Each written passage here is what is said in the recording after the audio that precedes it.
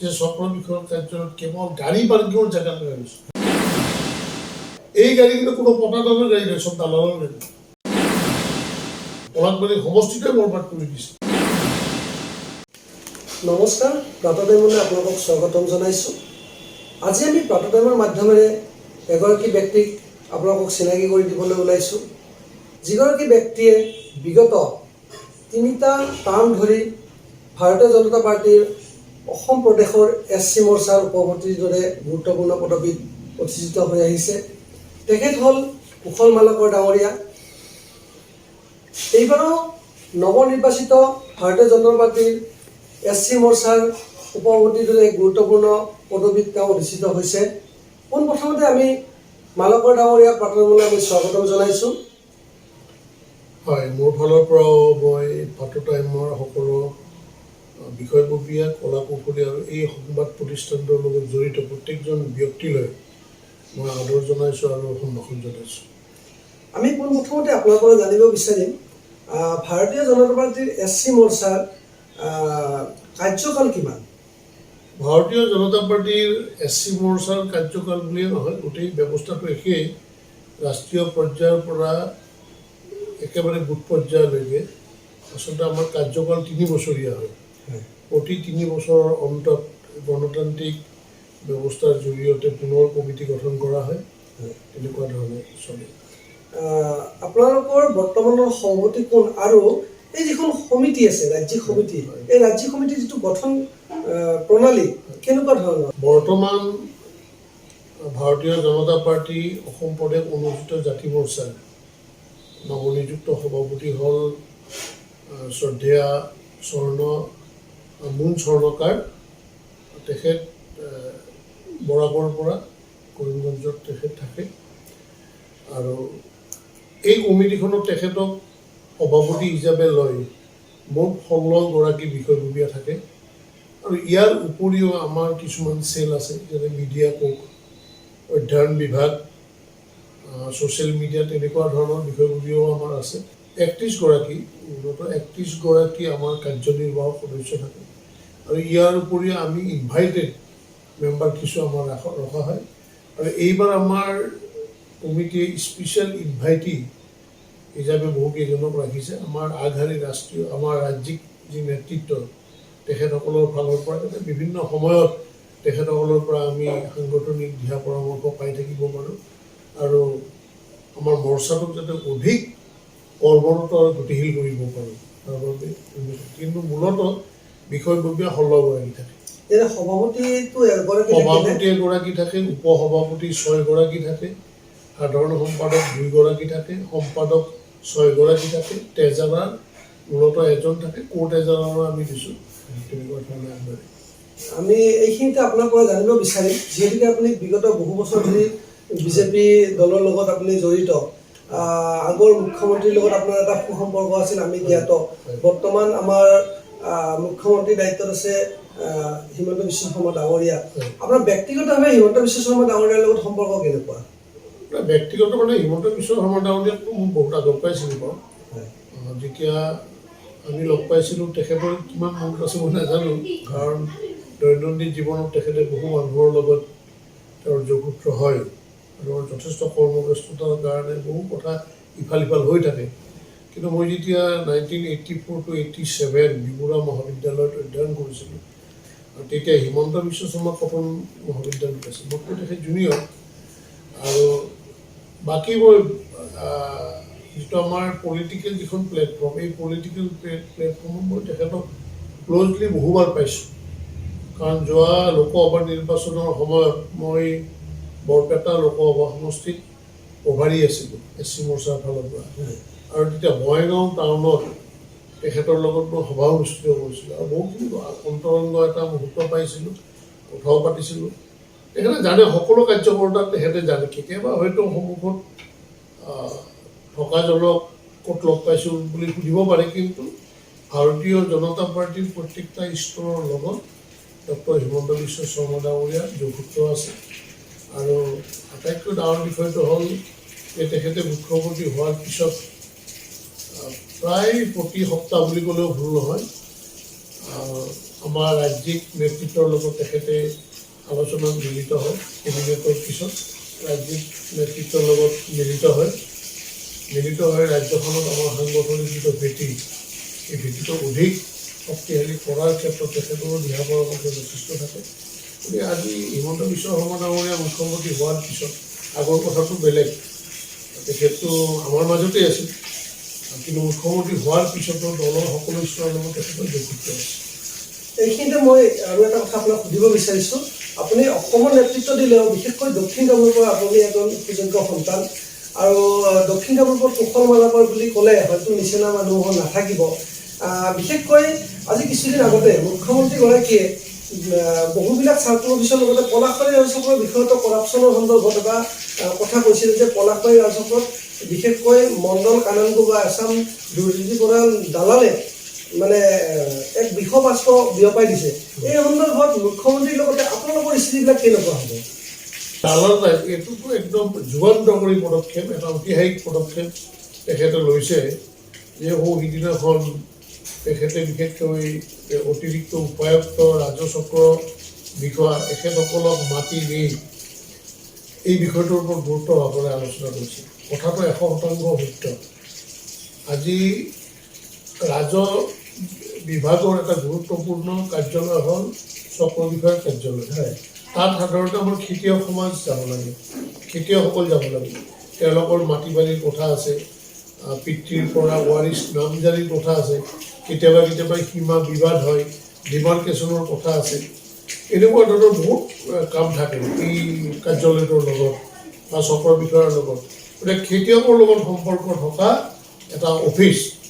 কিন্তু আটাইতকৈ দুৰ্ভাগ্যজনক বিষয় এইটো যে খেতিয়কৰ পৰিৱৰ্তে দালালৰ লগত সম্পৰ্ক থকা এটা কাৰ্যালয়কে ৰূপান্তৰিত হৈছে।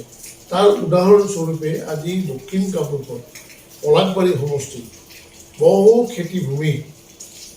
খেতিভূমি এই আনহলি এটা ৰিলেশ্যন, দালালবিলাকৰ লগত, পুঁজিপতিবিলাকৰ লগত, বিষয়াবিলাকৰ এটা আনহলি ৰিলেশ্যন থকাৰ কাৰণে অসমৰ বহু চক্ৰ বিষয়াই এই যে আমাৰ খেতিভূমিবিলাকক আন ব্যৱস্থালৈকে ৰূপান্তৰ কৰিছে, একমাত্ৰ পইচাৰ বলত। আৰু আপোনালোকে জানে যে হেজাৰ হেজাৰ হেক্টৰ বিঘা মাটি আজি নষ্ট হৈ গৈছে। মাটি কিনিছে, খেতিভূমি মাটি কৰিছে, হস্তান্তৰ কৰিছে বেলেগ এটা যাতে ইণ্ডাষ্ট্ৰীলৈকে হওক বা আন ব্যৱস্থা যাতে কৰিব পৰা যায়, ৰূপান্তৰ কৰিছে। আৰু লগতে শ শ বিঘা মাটিত 10-12 ফুট দকৈ মাটি কাটি সেই মাটিৰে ফিল আপ কৰি তাত ইণ্ডাষ্ট্ৰী বনাইছে।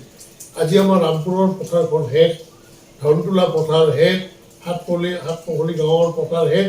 ভৱিষ্যত প্ৰজন্মৰ কাৰণে এতিয়া মাটি নাই। ইভেন মানুহ মৰিলে শ্মশানখন বনাবৰ কাৰণে লাহে লাহে মাটি দহা হৈ গৈছে। এতিয়া আপুনি যদি চাই আমাৰ ইণ্ডাষ্ট্ৰী লাগে, ঠিক আছে, এটা অনচিষ্টেমেটিক ৱে ইণ্ডাষ্ট্ৰীবিলাক হ'ব লাগে। য'তে পায় তাতে ইণ্ডাষ্ট্ৰী হৈছে, একোটা ইণ্ডাষ্ট্ৰীৰ কাৰণে শ শ বিঘা মাটি ধ্বংস কৰি দিয়া হৈছে। কলহী নদীটো আজি বৰবাদ হৈ গৈছে, প্ৰদূষণ, শিশুবিলাক মৰা আৰম্ভ কৰিছে। কোনো প্ৰশাসন নাই, স্থানীয় প্ৰশাসন গুৰুত্ব নাই, কাৰণ আনহলি এটা ৰিলেশ্যন। গতিকে ইণ্ডাষ্ট্ৰী প্ৰতিষ্ঠা কৰাৰ কাৰণে যদি আমাৰ খেতিভূমিয়ে নষ্ট হৈ যায়, লাহে লাহে অসমীয়া মানুহৰ পৰা এই মাটিবিলাক বণিক গোষ্ঠীৰ হাতলৈকে গুচি গ'ল, আৰু তাত এক শ্ৰেণীৰ দালালে এই কামবিলাক কৰি আছে। আজি মাটিৰ মালিকজন আজি লেবাৰত পৰিণত হৈছে। কিছুদিন আগলৈকে তেওঁ খেতি মাটিৰ মালিক আছিল, খেতি মাটিৰ পট্টাদাৰ আছিল। এই পট্টাদাৰ আজি কোনোবা এটা ইণ্ডাষ্ট্ৰীত সাধাৰণ লেবাৰ, ভৱিষ্যত কি হয় নাজানো, তেনেকুৱা এটা লেবাৰত পৰিণত হৈছে। মাটিৰ মালিকে যদি 2,000 টকা 2 লাখ টকা পাইছে মাটিখিনিৰ বাবদ, দালালটোৱে 4 লাখ টকা পাইছে। আৰু এই 2 লাখ টকাত লোৱা মাটিখিনিকে আকৌ পুঁজিপতিজনে 30 লাখ 40 লাখ টকাত বিক্ৰী। এই যিটো চিষ্টেমটো আপুনি যিটো ক'লে এই চিষ্টেমটো বন্ধ কৰাৰ ক্ষেত্ৰত মুখ্যমন্ত্ৰী ডাঙৰীয়াই পদক্ষেপ লৈছে, আৰু আমি হয়তো সকলোৱে তেখেতক সঁহাৰি নিদিলে। আমি গোপনীয়ভাৱে ইতিমধ্যে বহু কথা আমাৰ চৰকাৰক জনাই আছোঁ। মাননীয় মুখ্যমন্ত্ৰী যে কৈছে যে থপিয়াই ধৰিম, মাননীয় মুখ্যমন্ত্ৰীটো 126টা বিধানসভা সমষ্টিত যিমান চক্ৰ বিষয়াৰ কাৰ্যালয় আছে, তেওঁ সকলো প্ৰত্যেকটো মুহূৰ্ততে ঘূৰি থাকিব নোৱাৰে। কোন ঘূৰিব? মাননীয় মুখ্যমন্ত্ৰীৰ এই কাৰ্যত আমি চববিলাক জড়িত আছোঁ আমি ধৰিম দৰকাৰ আমি ধৰি বাহিৰত উলিয়াই আনিম মিডিয়াত মাতিম দেখুৱাওঁ তাৰপিছত আমাৰ চৰকাৰে ব্যৱস্থা গ্ৰহণ কৰিম কিন্তু দালাল বন্ধ হ'ব লাগিব ড্ৰাগছ বন্ধ হ'ব লাগিব ইয়াত ড্ৰাগছ বন্ধ হ'ব লাগিব দালাল বন্ধ হ'ব লাগিব চক্ৰ বিষয়ৰ কাৰ্যালয়ত পুনৰ আমি গাঁৱৰ সেই চহা জীৱনৰ লগত জড়িত খেতিয়কসকলক যাতে পাওঁ তাত যাতে চক্ৰ বিষয়ৰ কাৰ্যালয়ত খেতিয়কসকলে সুন্দৰভাৱে কথা পাতি নিজৰ সমস্যাটো সমাধান কৰিব পাৰে আজিকালি আপোনালোকে দেখিব যে চক্ৰ বিষয়ৰ কাৰ্যালয়ত কেৱল গাড়ী পাৰ্কিঙৰ জেগা লৈ গৈছে ইমান গাড়ী এই গাড়ীগুলো কোনো পটাদানৰ গাড়ী নহয় চব দালালৰ গাড়ী পলাকবাৰী চাৰ্কুল অফিচত যাব নোৱাৰি আৰু মই চক্ৰ বিষয়ক নিজেও কৈছোঁ যে আপুনি সাৱধান হ'ব ইয়াত মাৰাত্মক একদম মানে ধ্বংসকাৰী একদম দালাল আছে ইয়াত পলাকবাৰী সমষ্টিটোৱে বৰবাদ কৰি দিছে গতিকে মাননীয় মুখ্যমন্ত্ৰী ডাঙৰীয়াৰ এই যিটো পদক্ষেপ এই পদক্ষেপটো আমিতো দলৰ পৰ্যায়ৰ পৰা আদৰণি জনাইছোঁৱেই কিন্তু সমগ্ৰ অসমৰ জনসাধাৰণে খুব ভাল পাইছে প্ৰত্যেকটা পদক্ষেপ তেখেতে যি লৈছে অসমৰ জনসাধাৰণে খুব আদৰণি জনাইছে ভাল পাইছে যে এখন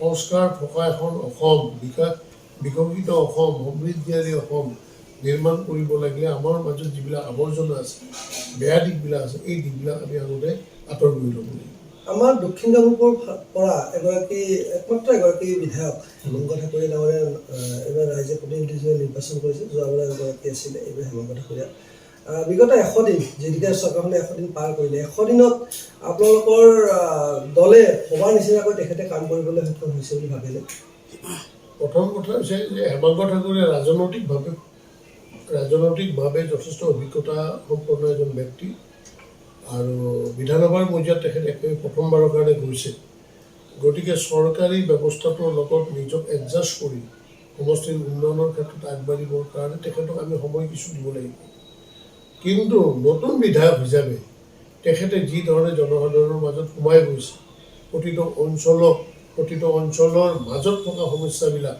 তেওঁ চিনাক্তকৰণ কৰিবৰ কাৰণে যিটো তেওঁ প্ৰয়াস কৰিছে সেইটো আদৰণীয় পদক্ষেপ আৰু তেওঁ কামো কৰিছে ইতিমধ্যে আপুনি জানে যে তেওঁ এখন সুন্দৰ পাৰ্ক নিৰ্মাণ কৰিবৰ কাৰণে তেওঁ মাটিৰ কামত লাগি আছে ক'ত পাৰ্কখন বনালে ভাল হ'ব এখন ইনডোৰ ষ্টেডিয়াম আমি শুনিছোঁ যে আৰু এখন ইনডোৰ ষ্টেডিয়াম হ'ব ইতিমধ্যে প্ৰায় 40টাৰ ওপৰত অতি গুৰুত্বপূৰ্ণ পথ নিৰ্মাণৰ বাবে নিৰ্মাণ বিভাগত তেওঁ তালিকা দাখিল কৰিছে অলপতে নতুন বিধায়কসকলক মাননীয় মুখ্যমন্ত্ৰী মহোদয় আমাৰ যিটো ৰুৰেল ইনফ্ৰাষ্ট্ৰাকচাৰ ডেভেলপমেণ্টৰ কাৰণে যি 10 কোটিকৈ টকা দিয়াৰ ব্যৱস্থা কৰিছে সেই 10 কোটি টকাৰে তেওঁ আমাৰ বৰদোৱাৰ অঞ্চলৰ 2টা গুৰুত্বপূৰ্ণ পথ আৰু বিজয়নগৰৰ পুলিচ পইণ্টৰ পৰা দখলালৈকে কমাৰ্চ কলেজলৈকে তেখেতে এই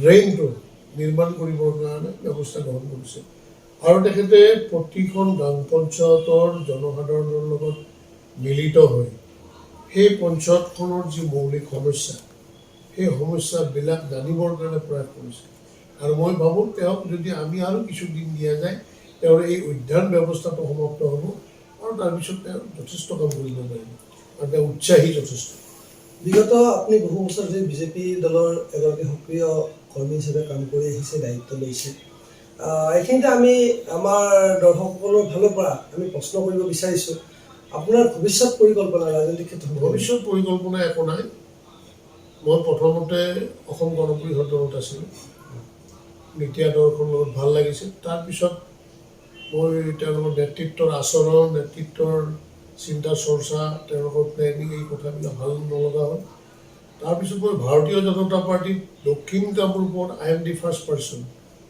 যেতিয়া লোকসভা নিৰ্বাচন হোৱাই নাছিল নৰেন্দ্ৰ মোদী ডাঙৰীয়া প্ৰধানমন্ত্ৰীৰ প্ৰজেকশ্যনে হোৱা নাছিল সৰ্বানন্দ সোণোৱাল ডাঙৰীয়া তেতিয়া ভাৰতীয় জনতা পাৰ্টী অসম প্ৰদেশ কমিটিৰ সভাপতি আছিল গুৱাহাটীত পৌৰ নিগমৰ নিৰ্বাচনে হোৱা নাছিল তেতিয়াই মই সৰ্বাদাৰ লগত মিলিত হৈছিলোঁ আৰু তেতিয়া ভাৰতীয় জনতা পাৰ্টীত যোগদান কৰা মানুহ নাছিল কিন্তু আপোনালোকে নিশ্চয় জানে এতিয়া পলাশবাৰী সমষ্টিৰ বিভিন্ন আঞ্চলিকত মই সভা সমিতি পাতিছিলোঁ যে মই ভাৰতীয় জনতা পাৰ্টীৰ জইন কৰাৰ আগমুহূৰ্তত মই মানুহক আগতে একত্ৰিত কৰি লওঁ প্ৰতিখন গাঁও পঞ্চায়তত গৈ মই সভা পাতিছিলোঁ আৰু ভাৰতীয় জনতা পাৰ্টি কিহৰ কাৰণে আমি যাব লাগে আমাৰ সংস্কৃতিক ৰক্ষা কৰিবৰ কাৰণে আমাৰ হিন্দুজিমক ৰক্ষা কৰিবৰ কাৰণে ভাৰতৰ সভ্যতা সংস্কৃতিক ৰক্ষা কৰিবৰ কাৰণে আমাৰ ভৱিষ্যত বংশধৰসকলক ৰক্ষা কৰিবৰ কাৰণে এইখন হিন্দুস্তান এইখন ভাৰত হিচাপে যাতে ভৱিষ্যতে থাকে অখণ্ড ভাৰতৰ লৈ পেলাই যাতে কেতিয়াও অশনি সংকেত আহিব নোৱাৰে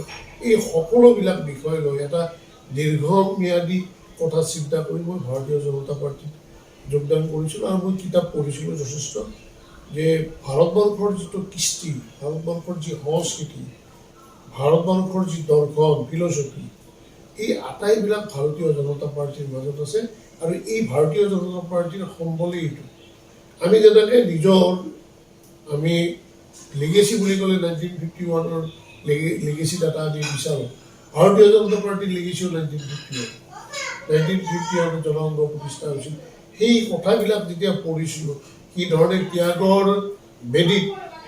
ভেটিত ভাৰতীয় জনতা পাৰ্টী বা জনসংঘ প্ৰতিষ্ঠা হৈছিল এই কথাবিলাক উপলব্ধি কৰাৰ পিছত এতিয়া সিদ্ধান্ত লৈছোঁ যে নাই ভাৰতবৰ্ষত যদি আছে সংস্কৃতিবান আদৰ্শ থকা গণতান্ত্ৰিক প্ৰমূল্যবোধ সমাজক ভাল পোৱা সমাজ প্ৰতিষ্ঠা কৰিব পৰা তেতিয়াহ'লে এটাই আছে এইটো ভাৰতীয় জনতা পাৰ্টি আৰু এই দলত কাম কৰি যাম কাৰণ আমি সমাজপ্ৰিয় মানুহ সমাজৰ কাৰণে কাম কৰি এটা সময়ত ক্ৰীড়াৰ লগত জড়িত আছিলোঁ দেশে বিদেশে ঘূৰিছিলোঁ ভাৰতক মই বহুবাৰ প্ৰতিনিধিত্ব কৰিছিলোঁ বিদেশৰ মাটিত বিশেষকৈ বিশ্ব যিটো আমাৰ ৱৰ্ল্ড বডি বিল্ডিং চেম্পিয়নশ্বিপ জাৰ্মানীত হৈছিল তাতো মই গৈছিলোঁ এই সকলোবিলাক থকাৰ পিছত মই ভাৰতীয় জনতা পাৰ্টীত এইকাৰণে আহিছোঁ যে এই দলটোৰ মাজেদি সমাজ সেৱা কৰিব পাৰি এই দলটোৰ মাজেদি সাংস্কৃতিক ক্ষেত্ৰত কাম কৰিব পাৰি এই দলটোৰ মাজেদি ধৰ্মীয় ক্ষেত্ৰত কাম কৰিব পাৰি এই দলটোৰ মাজেদি ৫,০০০ বছৰ পুৰণা যিটো আমাৰ সনাতনী সংস্কৃতি সেই সনাতনী সংস্কৃতিক অধ্যয়ন কৰিব পাৰি তাৰ লগত জড়িত হ'ব পাৰি আৰু ভাৰত নিৰ্মাণ সমাজ নিৰ্মাণৰ যিটো যাত্ৰা এই যাত্ৰাৰ কঠোৰ পথিক হ'বৰ কাৰণে একমাত্ৰ ভাৰতীয় জনতা পাৰ্টি সেইটোৱে উদ্দেশ্য বেলেগ আমাৰ উদ্দেশ্য নাই কাম কৰি যাম দলে দায়িত্ব দিব কাম কৰিম আমি যিখিনি সময় তেওঁৰ পৰা পালোঁ একেবাৰে নগণ্য সময় কাৰণ তেখেতৰ মুখেৰে আমি জানিবলৈ আৰু বহুত কথা বাকী আছে অনাগত সময়ত আমি তেখেতক আমাৰ ষ্টুডিঅ'লৈ নিমন্ত্ৰণ জনাই তেখেতৰ মনৰ কথা বুজ ল'ম সাংগঠনিক কথা বুজ ল'ম দলৰ কথা বুজ ল'ম আৰু এইখিনিকৈয়ে প্ৰাৰ্থনাৰ পৰা মেলানি মেলিছোঁ ধন্যবাদ